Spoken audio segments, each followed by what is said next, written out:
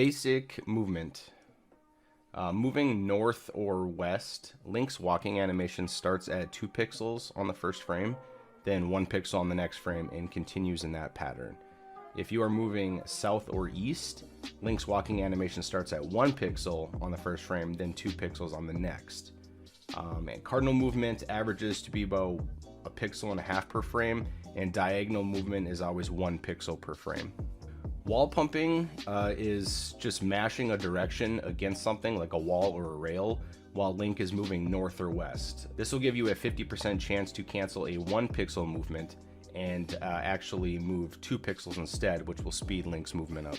Air pumping is if Link is not pumping against a specific object, and as Link is moving north or west, you can mash the other direction you want to go to potentially reset Link's movement to be faster if you're on a diagonal trajectory less than 45 degrees. If you need to move at a 45-degree angle, just holding the diagonal input is going to be faster.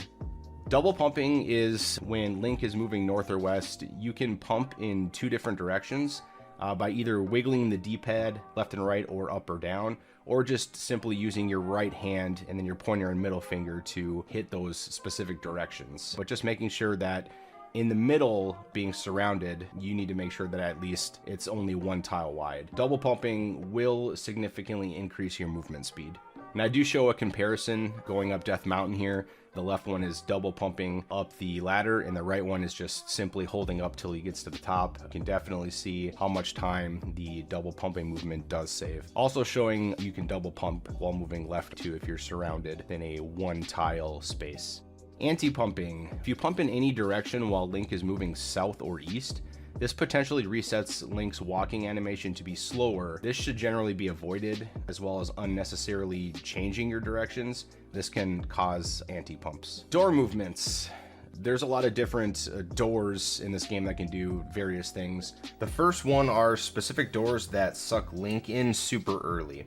Other doors are known as bastard doors. A lot of these are east or west facing. Basically, bastard doors, you want to move out of that specific doorway first and clear it before you start to press any other additional directions. The reason being is because Link's walking animation will be significantly slower. Just say if you hold like a diagonal down left out of a bastard door, he's going to start that slower movement within the doorway first before you're actually able to clear it. So it's much better to clear those specific doors, then do your directional input to where you want to go. Another door movement is unlocking certain doors, and what you want to do for those specific doors is unlock them at a diagonal input until the door officially unlocks, and then you want to snap in them with clean cardinal movements. If you end up holding the diagonal input too long while you're unlocking a door, you're going to significantly slow down Link's movement by dragging across the door frame. I do show a comparison here. The left one is going to be snapping into a doorway versus the right one, which is going to be holding that diagonal input all the way through the door and then slowing Link's movement down while he drags across the door frame. While dragging across the door frame, that usually slows Link's movement down from about 1.5 pixels per frame to 1 pixel per frame. So this should always be avoided with those clean cardinal inputs. There are some exceptions to a few north-facing doors where the door frame will not slow Link's movement down if you hold diagonal through the door transition. I do show one here in Swamp. There is another one that is in Thieves Town. Just knowing those specific doors can actually give you an advantage to saving frames on those. Canceling Stair Lag. When you exit any spiral staircase, the first movement must be left or right before you go into any other directional input. The first movement needs to be 2 pixels to avoid stair lag, so 1 frame if moving left or 2 frames if moving right. After you cancel the stair lag, you can move at a normal speed in any direction, whether it's just continuing to hold left or right, or just going into a diagonal input after you cancel the stair lag. I do show Link just coming straight out of the spiral staircase, and you can kind of see him stutter step a little bit. That is actually the stair lag that it creates if you're not holding left or right out of the door. Some other miscellaneous movement. Link moves much slower while walking or dashing in shallow water or even tall grass. Link also moves slower while carrying objects like pots or walking while his sword is held out. Dash canceling. If you hold the direction you are dashing, it does make it much easier to cancel closer dash with a quick diagonal input to avoid bonking, or even grabbing an object, or even grabbing the wall that you're trying to avoid bonking into. This also works well against walls and rails if you need to immediately start another dash in a different direction without compromising good movement. To add on to specific dash canceling, there are a few particular moments where you can actually cancel Link's dash by tapping the direction he's dashing. And the reason you're able to do this in a few specific spots is because you're dashing alongside the edge of a pit. Example given toward the end of Agate Tower, or the other one shown here, dashing in Skull Woods. Dash turning is actually pretty important. It's one of the more important movements that you can have Link do after getting the boots. What this really does is it helps maximize all of Link's dashes that you do. Basically, you can start your dash and then just tap the direction you want to go instead of placing Link, hitting the direction you want to go, and then starting your dash, because Link is going to move a few pixels or a tile, or whatever the case may be. You're just wasting part of that movement if you should originally had been dashing anyway. Dash turning also helps to place Link on a specific spot or specific pixel you're looking to get to, whether it's a bomb jump or just trying to realign Link at a certain position, can really help out. Slope dashes. If Link dashes or walks into the corner of a wall or the very beginning of a slope, you will get what we call nudging. The game sees that Link is close enough to move on further, but wants to adjust Link's position to be completely clear to the wall first. This is done by moving Link 1 pixel or frame until he has cleared the corner. So it's almost always better to walk until you have cleared the corner completely to start your dash. Key dashing. The trigger to unlock is 1 pixel away from the door itself.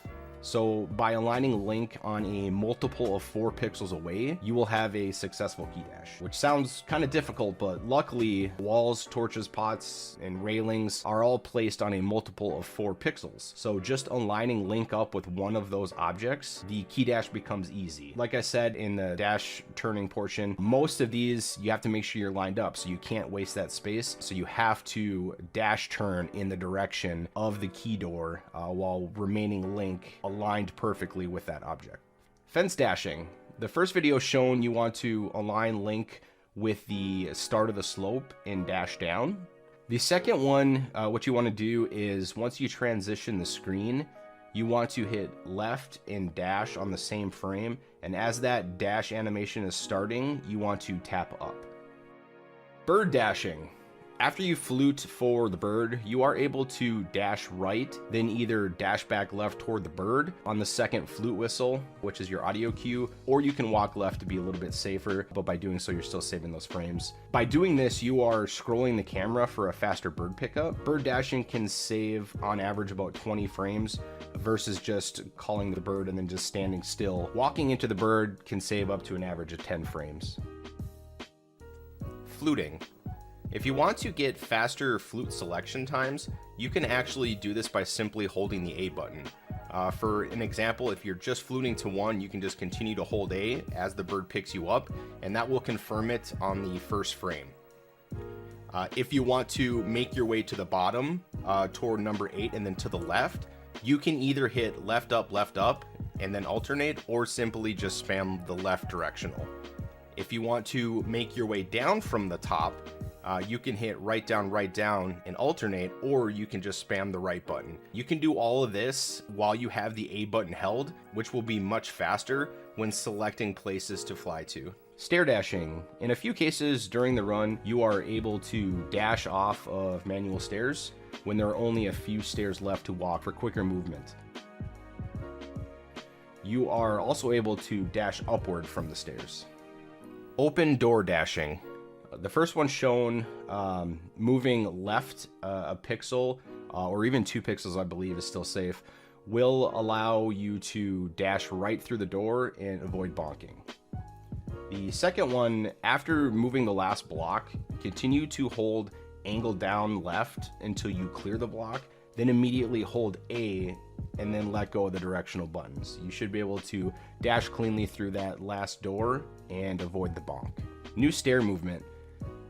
This tech, you are actually able to save frames by quickly hitting left or right at the top of a manual staircase or the bottom of a manual staircase You can also quickly hit the dash button on smaller manual staircases toward the top to get a faster boost upward. Quick hopping and side hopping.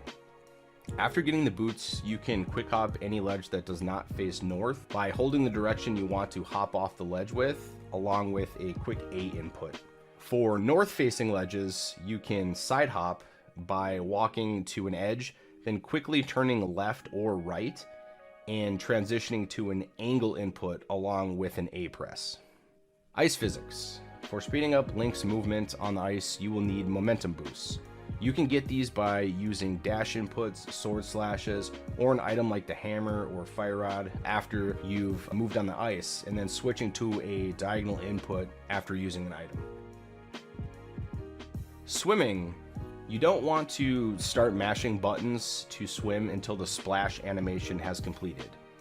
You'll get an extra boost as you swim once that splash animation is gone, but if you try to start mashing your buttons before the splash animation is gone, it's going to slow Link down. While you are swimming though, you want to make sure that you mash both the A and B buttons.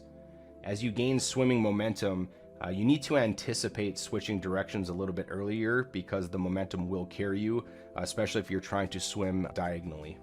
Pot sliding and throwing. Holding an angle input while you pick up a pot will slide Link in that direction. So when Link picks up a pot, he actually gets sweat that comes from his head. That is your cue to get ready to throw the pot once that sweat disappears from Link's head. Chest sliding and turning. Holding an angle input while you open a chest will slide Link in that direction. Turning on the same frame as opening a chest will change Link's movement to face that direction. Statue movement. When starting to push a statue, you are able to push it with Link's shoulder, even though you may be facing a different direction. Once you are facing the statue, you want to wiggle back and forth as you are pushing it to speed up the movement. Now, one thing to note about wiggling back and forth as you're pushing a statue, you want to make sure that you have diagonal inputs. That's what's really going to speed Link's movement up when he's pushing it. So don't just hold up and then hit left, right, left, right. You want to always make sure that you have those diagonal inputs while you're pushing. Also, along with that, if you tend to run into something, like just say the right side of a wall or whatever the case may be while you're pushing that statue, even if you are moving in like an angle up direction and you hit the side of a wall, that's going to reset Link's moving animation to be slower because it's only going to accept the up input, for instance. So just making sure that you're being aware of what's surrounding you or the statue as you're pushing it. Also, pulling a statue is considerably slower. Sword buffering. You are able to sword buffer to adjust Link's movement. Sword slashing one frame after pressing a direction will move Link a specific amount of pixels depending on which direction you're moving him.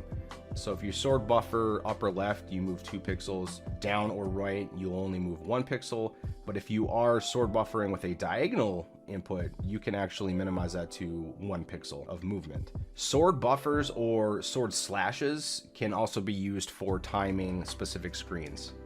Walking on edges with pots. Carrying an object will slow Link's movement down once again, but if you carry a pot on the edge of a pit or touch a crystal switch, you will speed up Link's movement back to normal walking speed. Iframes or invulnerability frames. By purposely taking damage, you can take advantage of Link's invulnerability frames to avoid other sources of damage. Link's iframes last for about 60 frames or 1 full second after taking that damage. Hook iframes. You can also use the same concept of invulnerability while Link is in his hooking animation. Using that hook shot, Link can avoid damage during the entire hook animation out and then back toward him. In the Japanese 1.0 version of this game, Link can actually take additional damage while falling down a pit. I do show a few examples here of Link taking additional damage by a fireball while falling. He can also take an additional hit by a laser in T-Rock as he's falling. As you see, I get hit twice. And then Link can actually get grabbed by a wall master as he's falling down a pit as well.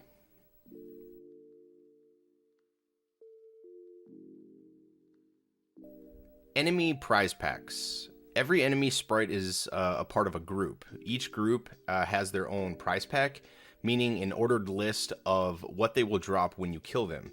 The first time an enemy in a specific group drops an item, you will always get the first item in that prize pack. And the next time you kill an enemy, you can get the second item. This is a 50-50 drop rate. Each group has its own counter, so advancing one prize pack does not affect the prize pack of other enemies. Also, an enemy that is designated to drop a key will never drop an item from a prize pack, even after the key is obtained. So I do show quite a few examples here of when these enemy prize packs can come into play that are very important. The first one being if you want to decide to do the slash strategy in Gifted with Greenies, if you know you are on the red rupee drop of that specific prize pack.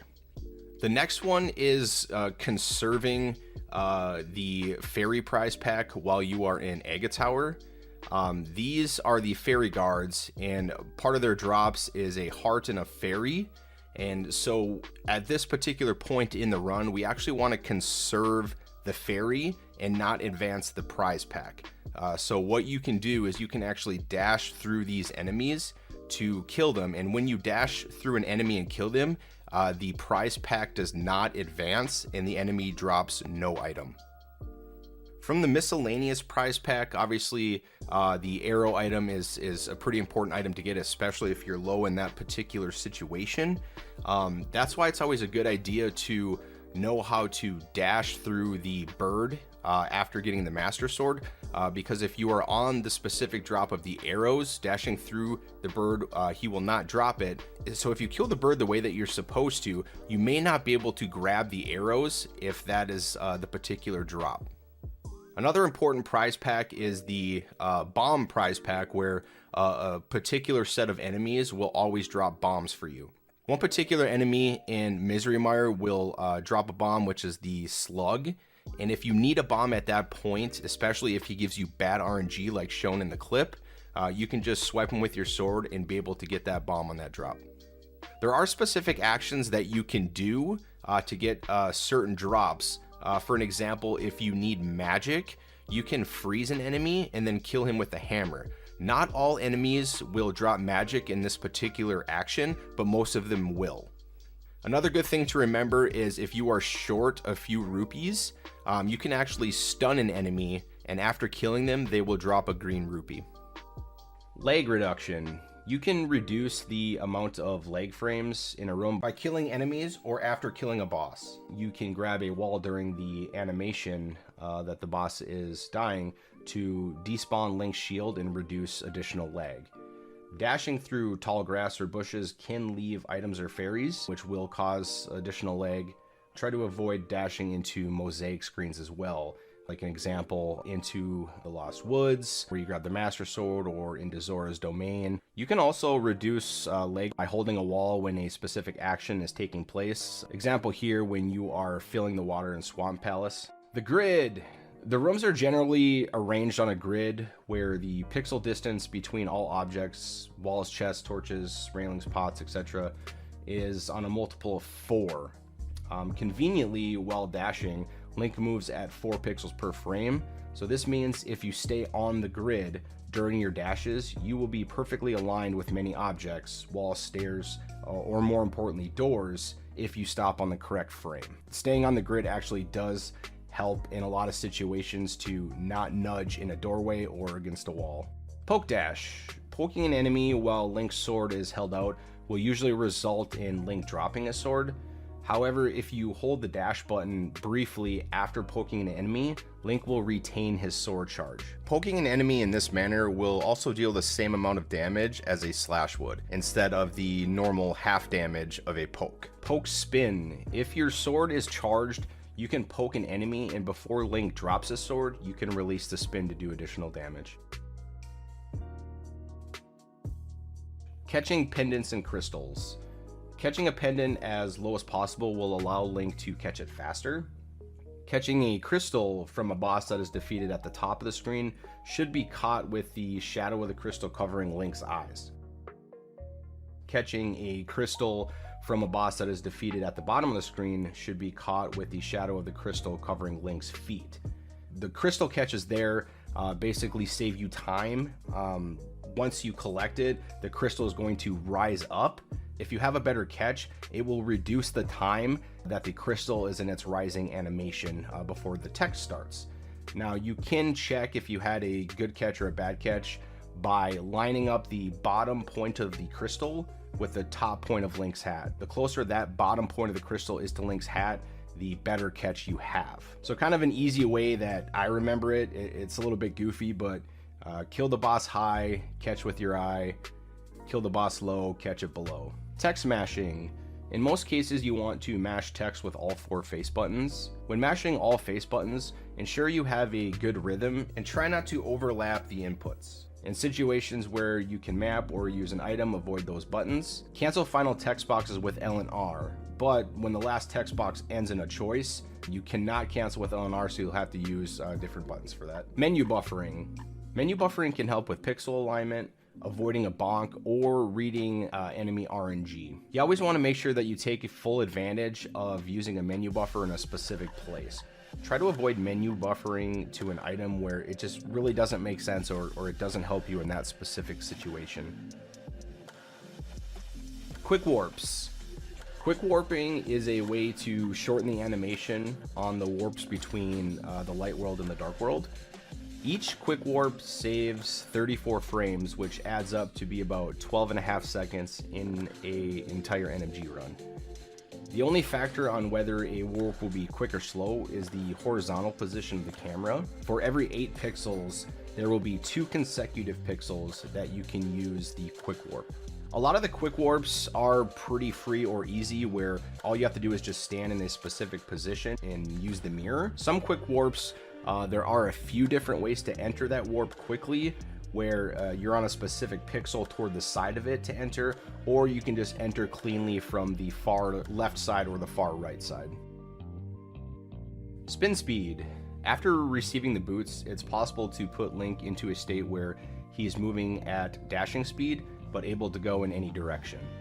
Once you have Link's sword charged, you want to slide your thumb from B to A, so you hit the dash button 1 frame after releasing the spin. In this state, you will not be able to use Link's sword, so you have to be careful. Also, with the super speed state, you are able to move up and down stairs diagonally, which would be a lot faster movement for Link. While in this state, if you hop off of a ledge, get hit by an enemy, or tap the A button to start a dash, you will lose the spin speed.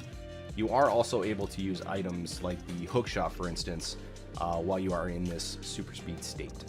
Fake flippers. The glitch is performed by aligning Link exactly 1 frame from a screen transition, jumping straight into the water, and then immediately transitioning the frame after you hit the water. One thing to watch out for is if you get hit in the water while you fake flipper, the game will not know where to place you, and you will be stuck in an infinite softlock. The glitch only exists in the Japanese 1.0 version of the game. Bomb jumps. Bomb jump is used to push Link over a 2-tile gap by taking damage from a bomb, which will send him on the other side. There are many different techniques used to bomb jump: early jumps, sword spin jumps, and bonk jumps. For early bomb jumps, you need to be 1 or 2 pixels away from the edge of the pit. For sword spin bomb jumps, what you want to do is charge your sword, then once you move to the edge of a pit, hit back. You will start to see a slipping animation, then immediately release your sword spin. This will always put Link 1 pixel away from the edge of a pit. The bonk bomb jump will allow you to open up the distance to 6 pixels away from the edge of a pit by placing a bomb below Link and bonking at the top of a wall near the pit as the bomb starts to blink. You can also use a dash turn technique to get to the edge of a pit as well. Item dashing. Item dashing allows Link to use an item and dash at the same time. By hitting Y and A on the same frame, that will allow you to execute an item dash. A few items that are used when dashing within the No Major Glitches run will be Fire Rod, Boomerang, Hammer, Lamp. You can use Mirror, Bow, Cane, along with Hook and Quake for utilizing super speed. This glitch only exists in the Japanese 1.0 version of the game. Mirror block erasing. This glitch is used to remove movable blocks from the screen. As a block is moving, spam the Y button while a mirror is equipped to erase the block. Using the mirror in this manner can only be done indoors, but not in a dungeon. This glitch can also be used as an item dash during a block erase. This glitch also only exists in the Japanese 1.0 version of the game. Sword climbing. This technique is used on the Death Mountain climb and Ganon's Tower entrance while you have the hookshot equipped. So what you want to do is hold Link's sword out to charge, and as you hit a ladder, press Y and A on the same frame, which is the item dash. This will give you hook speed, and because your sword is held out, you climb the ladders much faster. You can also combine this technique to speed up Link with double pumping. Fire rod and hooking through blocks. When you push a block, you can use the fire rod or the hook shot as the block is in motion. This will allow you to light the torches faster in the mire segment and hook to additional blocks on the other side of one of the final rooms in Ganon's Tower. Torch lighting. You are actually able to light the torches quite far away rather than being pressed up against them. If you're lighting a torch to the left, you can light it 11 pixels away. Facing right, you can light it 12 pixels away. Facing down, you can light it 12 pixels away as well. And facing up, you can light it 7 pixels away. Double heart grab. You can hookshot or boom a heart and potentially receive 2, which is frame rule based. Dead rocks, everyone's favorite enemy. After a dead rock has been hit, you can immediately hit him again to move him further out of your way. You are able to do this with either the hookshot or Link's sword beams. Short booms. Short boom refers to a phenomenon where the boomerang travels a shorter distance than expected. This happens when the boomerang hits what is known as a search beam. Invisible sprites rapidly fired out in an arcing pattern to detect Link. These search beams are used by guards and BMOS and are most commonly hit when the boomerang is thrown directly towards a guard. Frame rules. In general, frame rules govern how often the game checks for certain conditions. One of the most common rules is that collision between Link and enemies is only checked every 4 frames. This means if you're lucky, sometimes you can dash right through an enemy without taking any damage. Frame rules can also affect enemy aggro timings, most notably with guards. An example, depending on which frame you enter the room, how quickly the ball and chain guard will aggro to you can also change. Hovering. This is a minor glitch that allows you to hover over gaps that Link would normally fall into. To do this, you must hold the A button, release it for only 1 frame, and then repress the A button on the next frame.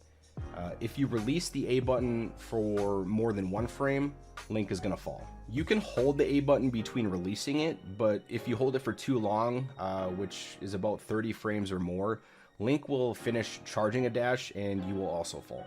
Most runners that hover change their controller grip and use the top of their nails with their pointer and middle finger with a space in between to hit the A button back and forth rapidly. One extra thing to note for hovering as well too, it doesn't require you to hit the A button back and forth extremely fast.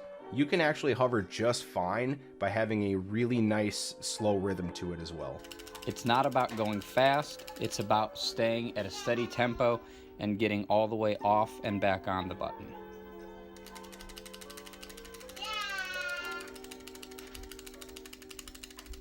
That's what a hover looks like. I just hovered the Moldworm 2 gap. Torch glitch. This minor glitch helps with saving time and the consumption of magic. If you light the left torch before the right torch goes out, the right one will always stay lit. You can use the lamp or fire rod to perform this glitch. Also, as soon as the left torch goes out, you can light it immediately. That's a really good visual cue to use. The time it takes for the right torch to go out after the left one does is 17 frames. So a good visual cue to perform the action is waiting for the last tile to fall, especially if you are not against the left torch to use the torch going out visual cue. Despawning sprites. Very unfortunate. You can accidentally despawn the sprites in a dungeon. The jingle glitch is a data spoofing door glitch that occurs when staircases to another floor are used on the same frame that a door opens. If you have noticed that you have despawned the sprites in a dungeon, you need to make sure that you mirror back to the entrance to fix it.